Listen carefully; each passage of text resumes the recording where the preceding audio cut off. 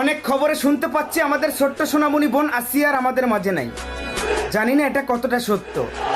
Meeting মিছিল আইন police প্রশাসন আমাদের বর্জ্য কণ্ঠের প্রতিবাদে পারবো কি আমরা আবার আমাদের বোনটিকে এই দুনিয়ার বুকে ফিরিয়ে নিয়ে আসতে?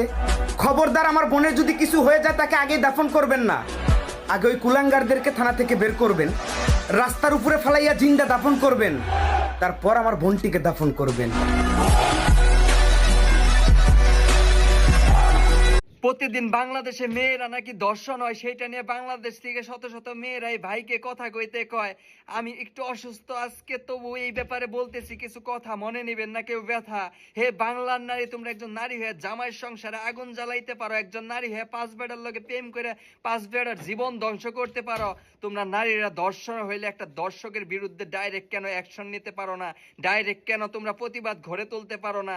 তোমরা নারীরা রাস্তায় বের হয়ে সিগারেট খাওয়ার অধিকার চাও, তোমরা নারীরা রাস্তায় মিছিল করো, ছেলে মেয়ের সমান অধিকার চাও, একটা দর্শককে হত্যা করতে কেন তোমরা ভয় পাও? ছেলেরা ধরলাম চুরি পইরা রইছে, তোমরা নারীরা একজন নারী হয়ে আরেকজন পুরুষের চোখেতে চোখ রেখে প্রতিবাদ দেখিয়ে দাও। তোমরা নারীরাও হিংস্র হতে পারো, সেইটাও তোমরা দেখিয়ে দাও।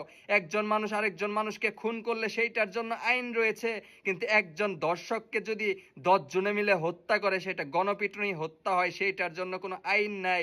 তোমরা নারীরা সঠিক রাস্তায় সঠিক অধিকার দেখাও, তোমরা নারীরা পুরুষের চোখেতে চোখ রেখে দেখিয়ে দাও।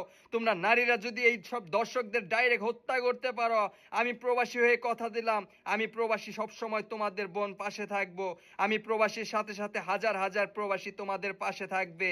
আর তোমরা যদি একটা দর্শককারীদের যদি হত্যা করার পর তোমাদের জেল ফাঁসি হয়, আমরা প্রবাস থেকে ওই আইনটা দেখে নিব, কথা দিলাম, কথা দিলাম। ভাইরা আমার, মা বোনের ইজ্জত রক্ষা করতে না পারলে আমাকে একটা বন্দুক কিনে দাও, আর নির্যাতিত বোনেরা ধর্ষকের ঠিকানাটা আমাকে পাঠিয়ে দাও। আমার বোনের ইজ্জতের দিকে তাকালে তার কোনো ক্ষমা নাই। আমি প্রতিটি ধর্ষককে প্রকাশ্য দিবালোকে মৃত্যুদণ্ড দিতে চাই।